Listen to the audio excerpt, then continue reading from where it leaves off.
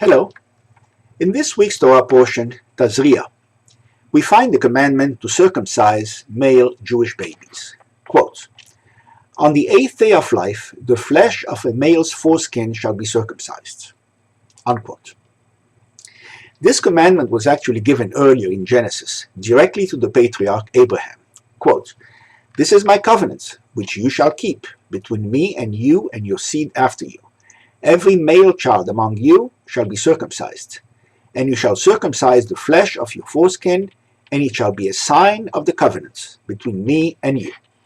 And he who is 8 days old shall be circumcised among you, every male child.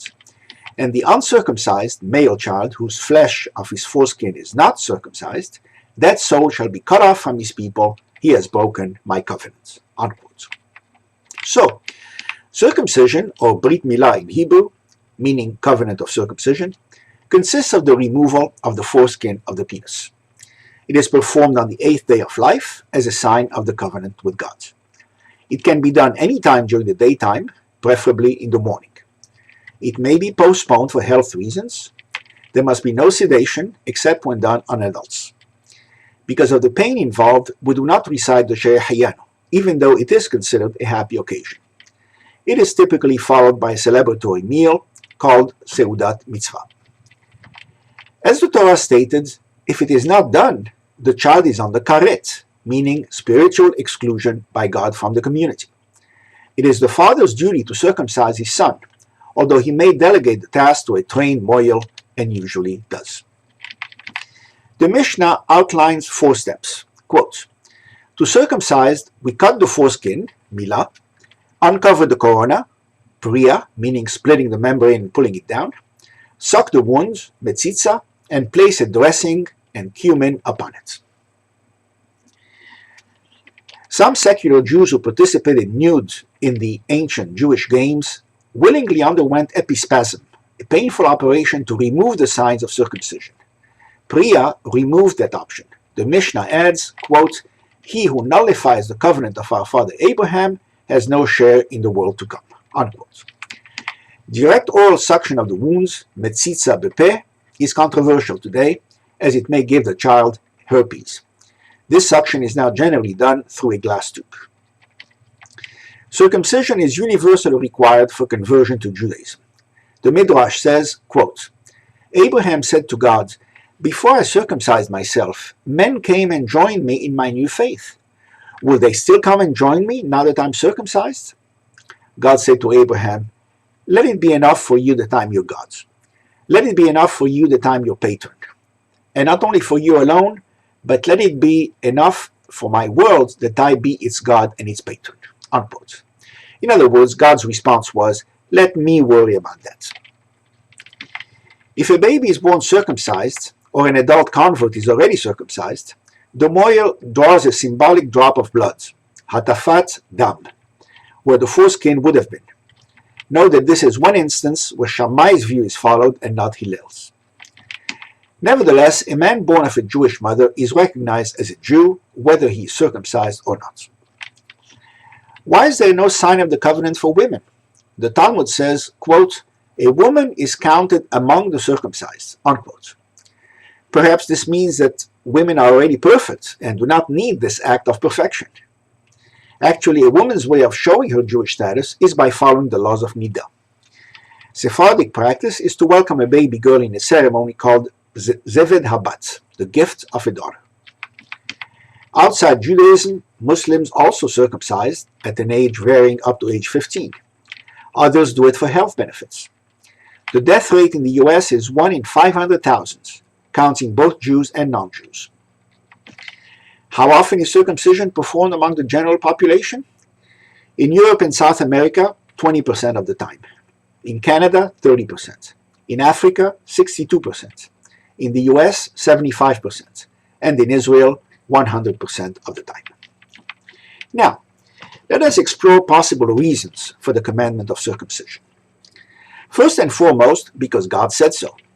The Midrash says, quote, "When the Holy One, blessed be He, commanded Abraham to circumcise himself, he went and took counsel with his 3 friends.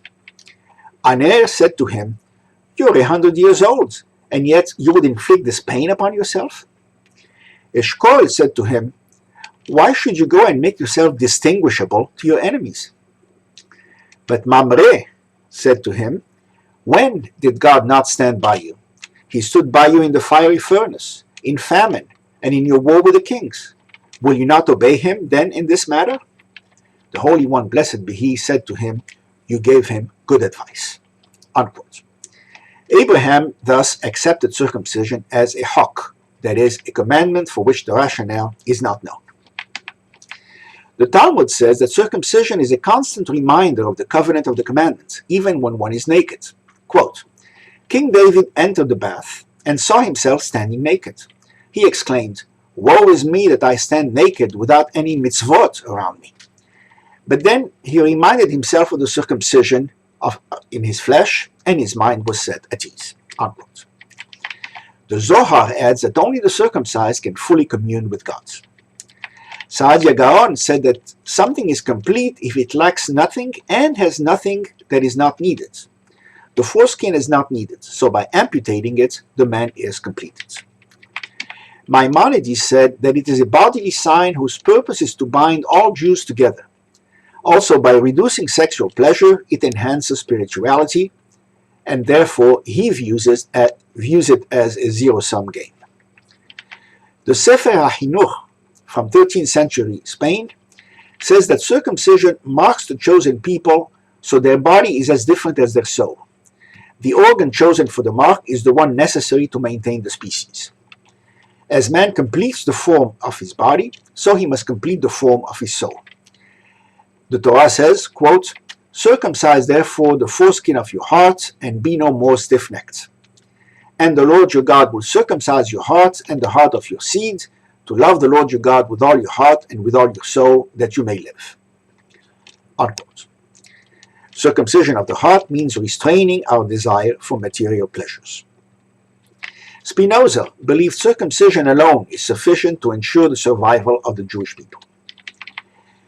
The Lubavitcher Rebbe viewed circumcision as a continuous mitzvah, meaning that even where one cannot do other mitzvot, such as in the bathroom, one is still doing this particular mitzvah.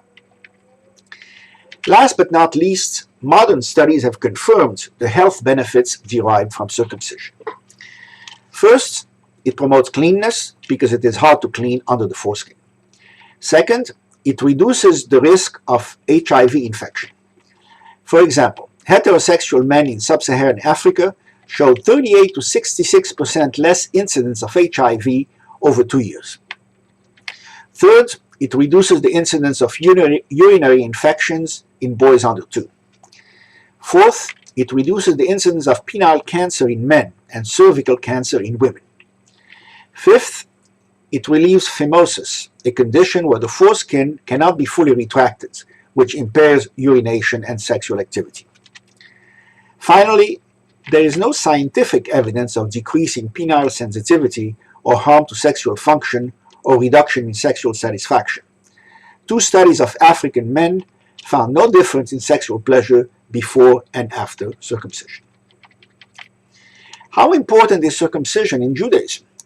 The Talmud says, quote, Rabbi said, great is circumcision, for notwithstanding all the precepts that Abraham fulfilled, he was not called perfect until he circumcised himself. As it is written in the Torah, in reference to circumcision, walk before me and be perfect, and I will make my covenant between me and you and your seed after you. Every male child among you shall be circumcised. Another version says, great is circumcision, for it is equal to all other commandments of the Torah together, as it is written in the Torah. And the Lord said to Moses, after the giving of the commandments on Mount Sinai, write these words, for according to these words, that is, the commandments that I just gave you, I have made a covenant through circumcision with you and with Israel. Another version says, great is circumcision, since were it not for it, the Holy One, blessed be he, would not have created the universe, and heaven and earth would not endure. As it is written in Jeremiah, thus says the Lord, were it not for my covenant, I would not have established the laws of heaven and earth. Unquote. Also note that the gematria for Brit is 612. So Brit is equal to the other 612 commandments. The Mishnah says even that circumcision overrides Shabbat. Even though it counts as work, it may be done on Shabbat. When the Torah says on the 8th day, it means on the 8th day, not before or after. The Kli Yakar from 16th century Prague writes, quote, "The number 7 represents the natural and the number 8 represents the holy. This is why circumcision on the 8th day takes precedence over Shabbat, the 7th day." The Talmud adds that circumcision counts as a joyful event. The book of Esther says, "L'Yehudim hayta ora v'simcha v'sason vikar." The Jews had light and gladness and joy and honor. Rav Yehuda said, light means the Torah, gladness means a Jewish holiday, joy means circumcision, and honor means tefillin. Unquote. The Midrash says that circumcision saves man from Gehenna. Quote, Rabbi Levi said, "In the afterlife, Abraham will sit at the entrance to Gehenna and permit no circumcised Israelite to enter it. What then will he do to those who have sinned very much? He will remove the foreskin from babies who died before circumcision and set it upon them." Unquote. Circumcision is important even to non-observant Jews. It is the last ritual commandment to go. I once met a man who grew up Hasidic, but became secular. He told me there was one thing Jewish he could not give up, and that is to have his son circumcised. Yet you would think circumcision would logically be the first ritual to go, because it is painful, it is done to a baby who cannot give his consent, and many are not convinced by the health reasons, and it is dangerous when confronting antisemites. Indeed, Nazis and others hunted Jews by looking for signs of circumcision. Reform leaders tried at first to abolish it. They banned it in the early 19th century, calling it barbaric. Herzl, the founder of Zionism, did not circumcise his son. But they failed. In 1871, they reasserted the supreme importance of circumcision in Judaism, and now they train and certify hundreds of moelim. Jews married to non-Jews insist their sons be circumcised. Anti-Semites have repeatedly tried to ban it, knowing its importance to Jews. The Egyptians at the time of the pharaohs, the Greeks at the time of Antiochus Epiphanes, which led to the Maccabean revolt, the Romans at the time of the Emperor Hadrian, which led to the Bar Kokhba revolt, the defunct Soviet Union, and now some present-day European countries. They will not succeed. There is near unanimity among Jews of all stripes that circumcision maintains Jewish continuity, and they are not willing to cut themselves and their progeny off. Shabbat Shalom.